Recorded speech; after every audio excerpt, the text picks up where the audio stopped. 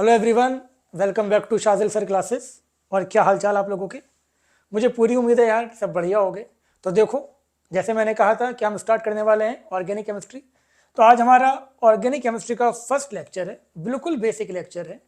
ये जो ड्रॉपर्स हैं उनको आता भी होगा, तो जल्दी जल्दी आप 2 की स्पीड में इसको देखें। और जो 11th में है, 11th वाले बच्चे इसको देख रहे हैं, बहुत ध्यान से देखो, बहुत इंपॉर्टेंट चीज़ है। ठीक है, तो आज के लेक्चर में हम क्या क्या डिस्कस करेंगे। तो देखिए आप, यहाँ हम बात करेंगे सबसे पहले आपका ऑर्गेनिक कंपाउंड्स क्या होते हैं, ऑर्गेनिक केमिस्ट्री क्या होती है, ऑर्गेनिक कंपाउंड क्या होते हैं। फिर हम बात करेंगे क्लासिफिकेशन ऑफ ऑर्गेनिक कंपाउंड्स। फिर हम बात करेंगे, अगर टाइम मिला, ये टॉपिक भी अपने आप में ऑलमोस्ट 30 मिनट्स का है। अगर लंबी वीडियो करनी हुई तो फिर हम ये डिस्कस करेंगे, वरना ये सारा आपका 2 लेक्चर का है। तो चलो स्टार्ट करते हैं। सबसे पहले हम बात करते हैं कि ऑर्गेनिक केमिस्ट्री क्या होती है। तो बताओ बच्चों, लकी बताएं आप कि ऑर्गेनिक केमिस्ट्री क्या होती है। तो सुनो ध्यान से। The branch of chemistry that deals with study of organic compound. Clear है बात। केमिस्ट्री की वो ब्रांच जिसमें हम क्या करते हैं, ऑर्गेनिक कंपाउंड की स्टडी करते हैं। केमिस्ट्री की वो ब्रांच जिसमें हम ऑर्गेनिक कंपाउंड की स्टडी करते हैं, उसको हम क्या बोलते हैं, ऑर्गेनिक केमिस्ट्री। बात समझ में आ गई। अब बात यह आती है कि ऑर्गेनिक कंपाउंड्स होते क्या हैं। तो बेटा समझें आप, ऑर्गेनिक कंपाउंड्स की आपकी 2 डेफिनेशन है, एक पुरानी एक नई। तो पहले हम जानते हैं कि ओल्ड डेफिनेशन क्या थी, फिर हम जानेंगे कि न्यू डेफिनेशन क्या है। तो सुन लें आप ध्यान से। पहले ये माना जाता था कि वो कंपाउंड जो लिविंग ऑर्गेनिज्म से ड्राइव किए जाएं, लिविंग ऑर्गेनिज्म के सेल से ड्राइव किए जाएं, उसको हम बोलेंगे ऑर्गेनिक कंपाउंड। तो देख लो यहाँ पर, पढ़ लो जरा। Compounds that are obtained from cells of living organism are called organic compound। बात समझ में आई। और ये कहा जाता था कि ऑर्गेनिक कंपाउंड को लैब में नहीं बनाया जा सकता। इस बात का फायदा उठाया एक साइंटिस्ट ने जिसका नाम था बर्जेलियस।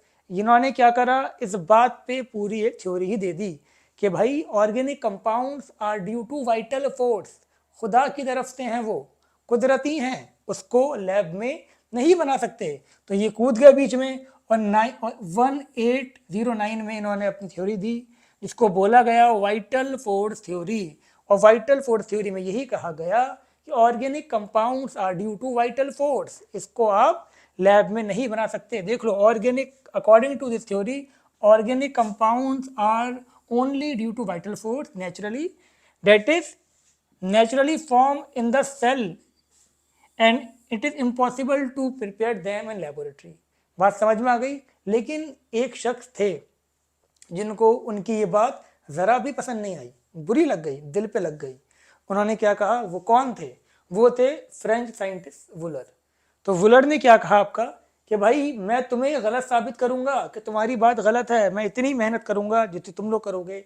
इन्होंने उससे कहीं ज़्यादा मेहनत करी और इन्होंने कहा कि मैं ऑर्गेनिक कंपाउंड को लैब में बना के दिखाऊंगा।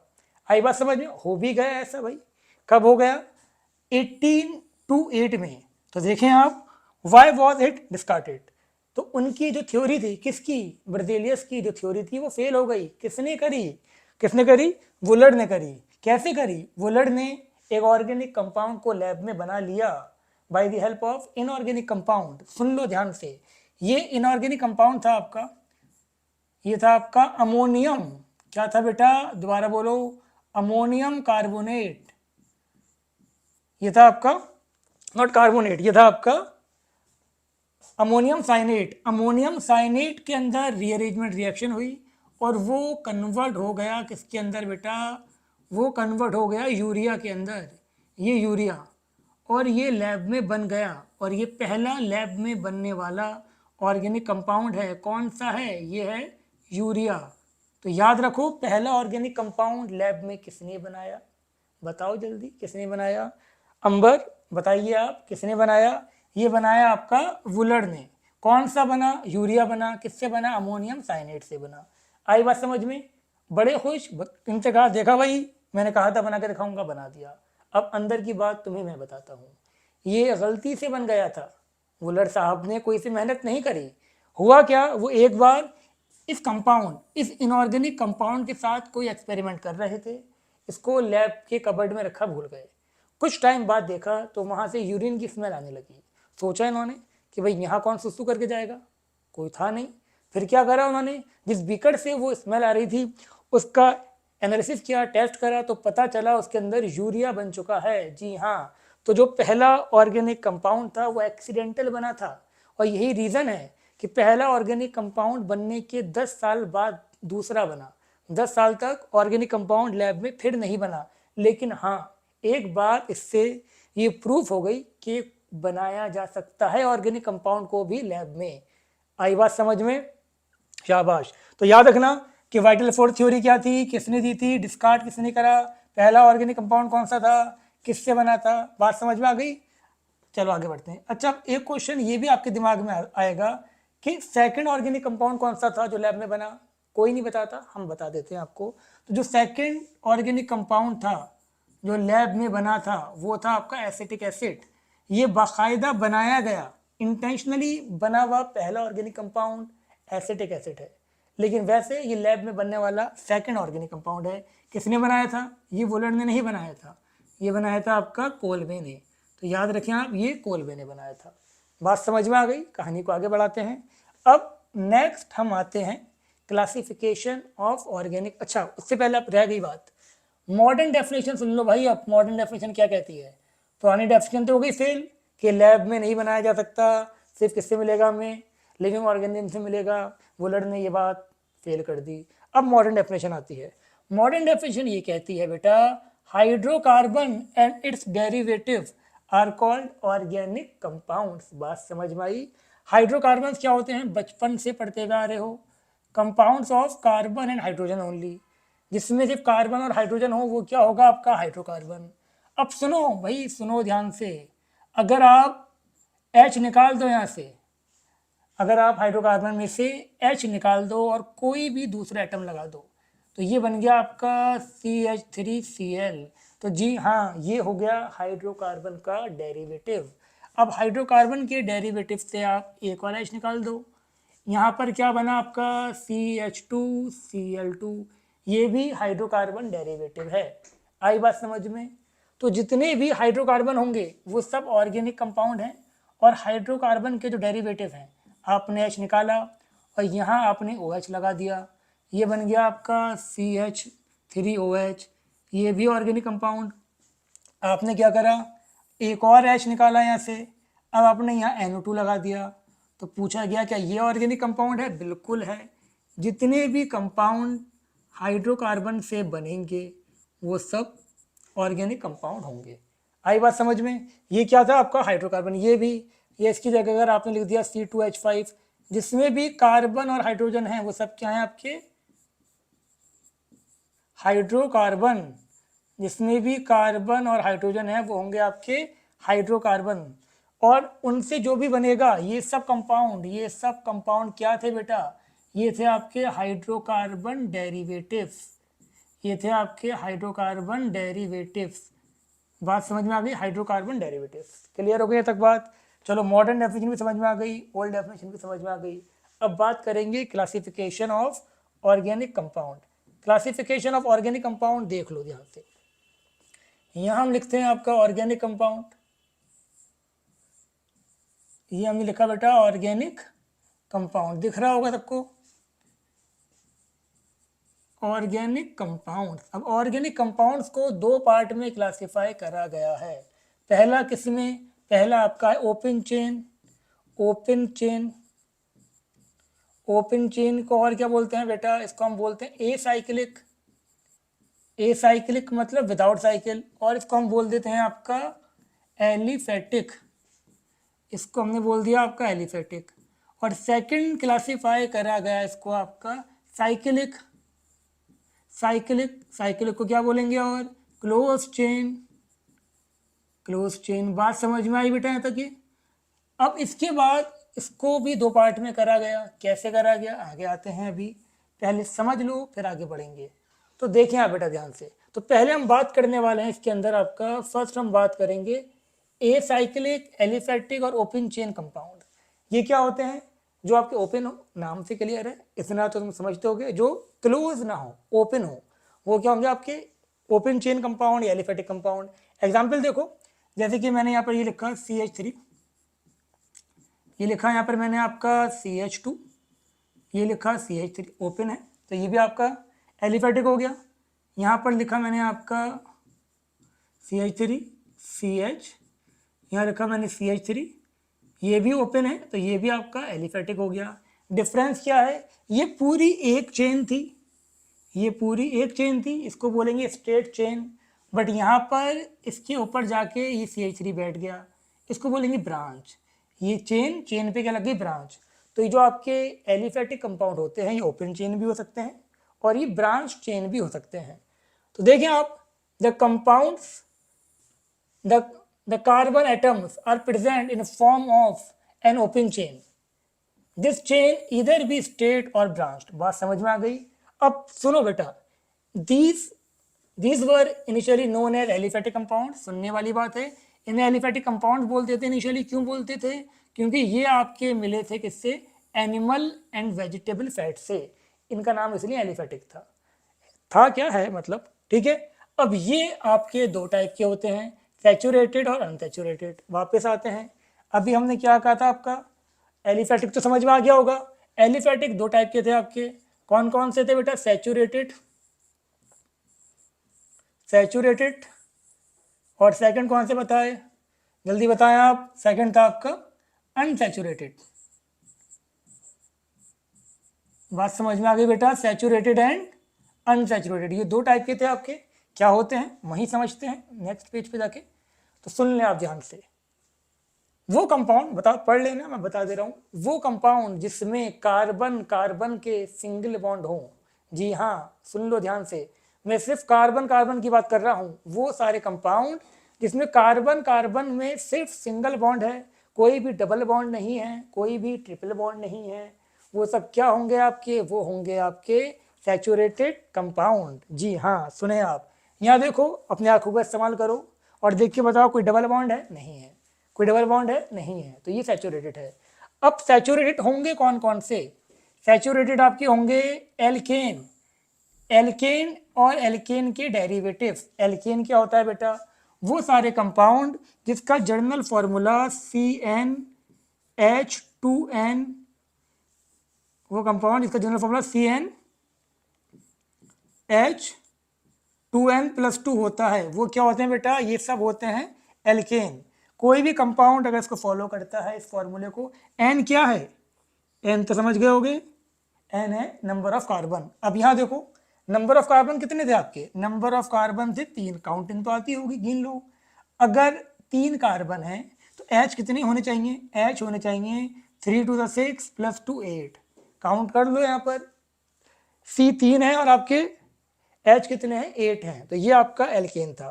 तो जितने भी एल्केन हैं वो सब आपके सैचुरेटेड हैं। और एल्केन के डेरिवेटिव का मतलब क्या हो गया, देखो यहाँ पर ये लिखा मैंने CH3 और यहाँ लिखा मैंने CH2 और ये लिखा मैंने COH। इधर देखो ध्यान से, कोई भी गलती से ये मत कह देना कि ये अनसैचुरेटेड है। क्यों, क्योंकि यहाँ पर जो डबल बॉन्ड है वो कार्बन ऑक्सीजन में है, बट कार्बन कार्बन में सब के सब सिंगल बॉन्ड हैं। तो क्या चेक करना है हमें चेक करना है कार्बन कार्बन के बॉन्ड। उम्मीद करता हूँ बात समझ में आई, बात समझ में आई आपकी। क्या कहा मैंने कि कार्बन कार्बन में सिंगल बॉन्ड है तो वो आपका सैचुरेटेड होगा। इन सब के अंदर कार्बन कार्बन के सिंगल बॉन्ड है, बट यहाँ कार्बन ऑक्सीजन में मल्टीपल बॉन्ड है, तब भी ये सैचुरेटेड है। हमने यहाँ लिखा ये कार्बन कार्बन में सिंगल बॉन्ड है, बट कार्बन नाइट्रोजन में ट्रिपल बॉन्ड है, इसीलिए ये सैचुरेटेड है। अनसैचुरेटेड क्या होंगे, जिसमें कम से कम एक कार्बन कार्बन मल्टीपल बॉन्ड हो। एग्जाम्पल एल्कीन्स, एल्काइंस और इनके डेरिवेटिव्स, जैसे कि मैंने यहाँ लिखा CnH2n+2, ये नॉट +2 क्यों लिख दिया भाई, कैसी बातें कर रहे हो, +2 नहीं आएगा। तो देखो यहाँ पर ये CnH2n, ये हो गया आपका एल्कीन्स। एग्जाम्पल देखिए आप, मैंने यहाँ पर लिखा CH2 double bond CH2, double bond दिख गया आपको। अगर आंखों से ही दिख रहा है, आंखों में बात अगर हो रही है तो बात ही क्या है। लेकिन अगर आपका ऐसे लिखा हुआ है C6H12, पूछा जा रहा है कि ये सैचुरेटेड होगा या अनसैचुरेटेड, तो आप देखें C कितने हैं 6, और जस्ट डबल क्या है उसकी हाइड्रोजन, तो इसका मतलब ये क्या होगा आपका एल्कीन हो गया। और एल्कीन क्या होगा आपका बेटा, एल्कीन होगा अनसैचुरेटेड। सारे एल्कीन्स अनसैचुरेटेड हैं, एक भी मल्टीपल बॉन्ड, अगर एक भी मल्टीपल बॉन्ड, डबल बॉन्ड या ट्रिपल बॉन्ड तुम्हें मिल गया कार्बन कार्बन में, तो वो क्या होगा, अनसैचुरेटेड। ऐसे ही मैंने यहाँ पर ये लिखा सी है, ये अगर ट्रिपल बॉन्ड है, ट्रिपल बॉन्ड वालों को हम क्या बोलते हैं, एल्काइन। एल्काइन का जनरल फॉर्मूला क्या होता है बेटा, CnH2n-2, ये आपका एल्काइन का फॉर्मूला होता है। सबको पता होगा, नहीं पता होगा तो आगे पढ़ेंगे वैसे भी, लेकिन अभी तुम्हें देख ही रहा होगा सी कितने हैं 2, एच भी कितने हो जाएंगे आपके 2, तो ये एल्काइन का फॉर्मूला हो गया। अभी देखो मैंने यहाँ पर लिखा ये CH2 double bond CH COH, आपसे पूछा जा रहा है सैचुरेटेड है या अनसैचुरेटेड, हमें इससे मतलब ही नहीं है, हमें इससे मतलब है कार्बन कार्बन में डबल बॉन्ड आ गया तो मतलब अनसैचुरेटेड। तो उम्मीद करता हूँ ये बात आपके समझ में आ गई होगी कि सैचुरेटेड और अनसैचुरेटेड क्या होते हैं। नेक्स्ट हम बात करने वाले हैं आपका close ring, close compound, close chain compound, ring compound, cyclic compound. तो सुन लो ध्यान से बेटा, ऐसा सुनने आप ध्यान से, ये भी 2 टाइप के होते हैं। पहले हम इसमें वापस आते हैं आपके, ये जो क्लोज चेन हमने लिखे हैं ये भी 2 टाइप के होते हैं। कौन से, एलिसाइक्लिक, एलिसाइक्लिक और आपका एरोमेटिक, एलिसाइक्लिक और एरोमेटिक। क्या क्या होता है समझ लो इसके अंदर अभी, एलिसाइक्लिक और एरोमेटिक। एलिसाइक्लिक क्या होते हैं उसके लिए हमें जाना पड़ेगा नेक्स्ट पेज पर, आ जाओ बच्चा पार्टी। एलिसाइक्लिक का मतलब वो, अगर हम एलिफैटिक कंपाउंड को रिंग में कन्वर्ट कर दें, जो एलिफैटिक थे हमने क्या करा, उसकी चेन बना दी, हमने उसकी रिंग बना दी, तो उसे हम क्या बोलेंगे, उसे हम उन कंपाउंड को हम बोलेंगे एलिसाइक्लिक। नहीं समझे तो आप समझोगे ध्यान से। देखो यहाँ पर मैंने यहाँ लिखा आपका CH3, यहाँ लिखा मैंने आपका ये CH2 और ये लिखा आपका CH3। अगर मैं क्या करूँ बेटा, यहाँ पर इसकी एक वैलेंसी फ्री कर दूँ, हाइड्रोजन निकाला मैंने यहाँ पर, ये CH2 मैंने क्या करा, यहाँ पर भी एक हाइड्रोजन निकाल दिया, दोनों की एक एक वैलेंसी फ्री हो गई।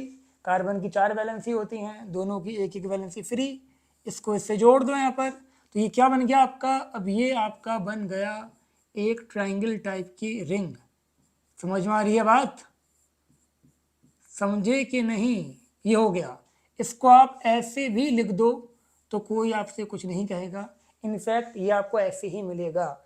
इसमें देखें आप, C कितने हैं, C3 हैं, H कितने हैं, 6 हैं। तो यहाँ पर जो हमने नहीं दिखाया वो सब क्या थे, हाइड्रोजन थे। तो याद रखो बेटा ये बात, जब भी हम ऐसे दिखाते हैं तो जहाँ पर बैंड होगा वो कार्बन और हाइड्रोजन को नहीं दिखाया जाएगा, तो यहाँ पर सब क्या थे, आपके हाइड्रोजन थे। बात समझ में आ गई। आगे देखो अब जरा, मैंने लिखा ये भी आपका, ये कितने कार्बन है यहाँ पर, 4 carbon, carbon carbon carbon carbon, ring है। यहाँ क्या होंगे आपके हाइड्रोजन, यहाँ पर भी 2 हाइड्रोजन।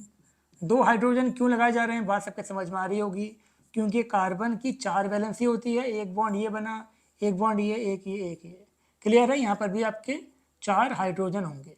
तो ये सब आपके एलिसाइक्लिक, ये आपके सैचुरेटेड भी हो सकते हैं और ये अनसैचुरेटेड, डबल बॉन्ड लगा दो अनसैचुरेटेड हो गया। आई बात समझ में बेटा, सबके क्लियर हो गया तक बात। तो एलिसाइक्लिक क्या होते हैं ये सबके समझ में आ गया होगा।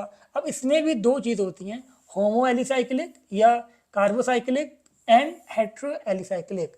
नाम से ही क्लियर हो गया, नहीं हुआ तो मैं हूँ करवाता हूँ अभी।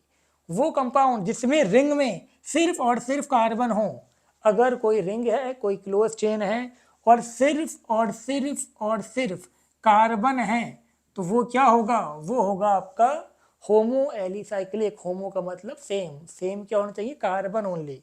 अब देखो यहाँ पर ये आपका पूछ रहा है आपसे कि ये होमोसाइक्लिक है या हेट्रोसाइक्लिक, तो क्या बोलोगे, जल्दी बोलो, क्या बोलोगे इसको, होमोसाइक्लिक। अच्छा अब बताओ क्या है ये, यहाँ मैंने लिख दिया आपका NH2। अब बताओ होमोसाइक्लिक है या हेट्रोसाइक्लिक, क्या कहा, हेट्रोसाइक्लिक, गलत जवाब बेटा, गलत जवाब। अब भी क्या होगा आपका, ये होमोसाइक्लिक क्यों होगा, ये N है, ठीक है, N क्यों होगा आपको होमोसाइक्लिक, क्योंकि रिंग में अब भी कार्बन थे। रिंग के अंदर अगर सिर्फ और सिर्फ और सिर्फ और सिर्फ कार्बन है तो वो क्या होगा, होमोसाइक्लिक। लेकिन अगर रिंग के अंदर कोई दूसरा एटम आके बैठ जाता है तो उसको हम क्या बोलेंगे बेटा, जल्दी बता दो, उसको हम बोलेंगे हेट्रोसाइक्लिक कंपाउंड। अगर रिंग में एक भी कोई दूसरा एटम है, जैसे कि यहाँ देखो नाइट्रोजन आ गया, रिंग में एक भी कोई दूसरा एटम है तो वो हेट्रोसाइक्लिक कंपाउंड होगा। एक भी हो सकता है, एक से ज़्यादा भी हो सकते हैं। तो ये आपके हेट्रोसाइक्लिक। आई बात समझ में? बिल्कुल आ गई होगी, इतने तो तुम समझदार हो सब। नेक्स्ट पेज पर आते हैं, कहानी को आगे बढ़ाते हैं। तो ये बात समझ में आ गया कि साइक्लिक क्या होते हैं। साइक्लिक दो टाइप के थे आपके, कौन कौन से थे बेटा? एक था आपका एलिसाइक्लिक, एक था एरोमेटिक। एलिसाइक्लिक दो टाइप के थे, होमो एलिसाइक्लिक और हेट्रो एलिसाइक्लिक। बात क्लियर हो गई। उसके बाद मैंने आपको यहाँ बताया था, क्या बताया था? यहाँ पर हमने आपको बताया था एरोमेटिक। अब हम आते हैं एरोमेटिक पर। ठीक है, ये दो टाइप के थे, तो ये भी पीछे क्यों हटे? ये भी दो टाइप के होंगे। देखो ध्यान से, एरोमेटिक कंपाउंड, कहाँ रुक गए भाई, आगे बढ़ो। एरोमेटिक कंपाउंड्स, एरोमेटिक कंपाउंड बहुत बड़ा टॉपिक है, लेकिन अभी तुम ये ध्यान रखो। देखो, मैं हमेशा क्लास में एक बात बोलता हूँ कि जो चीज़ तुम्हें यहाँ बताई जा रही है, इस टाइम जिस पे फोकस करने के लिए बोला जा रहा है, सिर्फ और सिर्फ उसी बात पर फोकस करो, क्योंकि बहुत सी चीज़ें ऐसी हैं जो अभी नहीं ना पढ़ा के आने वाले लेक्चर में आगे आएंगी। उसमें से एक ये है कि कौन से कंपाउंड एरोमेटिक होते हैं, कौन से नॉन एरोमेटिक होते हैं, कौन से एंटी एरोमेटिक होते हैं। बट अभी नहीं पढ़ा रहे, आने वाले लेक्चर में कुछ दिनों में आपको यूट्यूब पर या एप्लीकेशन पर मिल जाएगी। अब देखें आप, अभी बस ये ध्यान रखो, एरोमेटिक वर्ड बना है आपका aroma. Aroma means fragrant smell. अगर आपको अच्छी अच्छी खुशबू आ रही है किसी कंपाउंड में से, स्मेल आ रही है, तो वो क्या होगा? एरोमेटिक। बात समझ में आ गई? पढ़ लेना। अगर स्मेल आती है, अच्छी सी खुशबू आती है उसमें से, तो वो कंपाउंड आपका कौन सा होगा भाई? जल्दी बोलो, एरोमेटिक। अब एरोमेटिक भी दो टाइप के होते हैं, ये भी पीछे क्यों हटे? एक होते हैं बेंजेनॉइड, एक होते हैं नॉन बेंजेनॉइड। एक बेंजेनॉइड और एक नॉन बेंजेनॉइड। अब जिसको नहीं पता तो बहुत गलत बात है, पता होना चाहिए था ये।